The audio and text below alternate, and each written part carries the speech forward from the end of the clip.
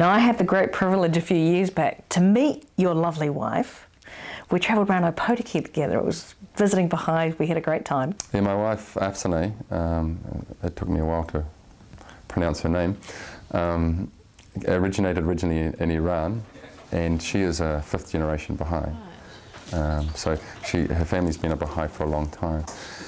But that's probably not so important in the Baha'i writings, in the Baha'i faith. It's more important that people come to the faith through their own knowledge and their own volition. So while she's a fifth-generation Baha'i, and the family has a lot of maturity in the Baha'i faith, it's very important within the Baha'i faith that we come to understand truth for ourselves. We call it independent investigation after truth. My parents gave me the opportunity to decide for myself when I was 15 to choose which way I want to go, and I saw no other option to accept the Baha'i faith, because it embraces all other religions. So for me, it's like being accepting all religions to be a Baha'i. I was the first religious refugee, Baha'i refugee, who came to New Zealand.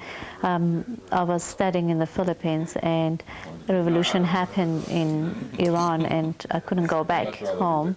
And I came here, and my brother actually sponsored me to come to New Zealand. And I met her at a Baha'i summer school in Blenheim, where we met and shortly after decided to get married. Now, is she from a farming background in Iran? She is in a way. She's from a pistachio.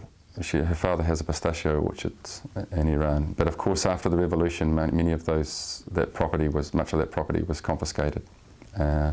So her family were cut off from those lands.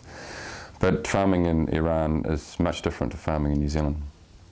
And in fact, the farm owners normally live in the cities, and the peasants, the workers, live on the farm. And I think, generally speaking, when she announced that she wanted to marry a farmer in New Zealand, that was probably considered to be quite cool, quite neat in Iran, until they learnt that she was actually going to live on the farm, because only peasants live on the farm in Iran.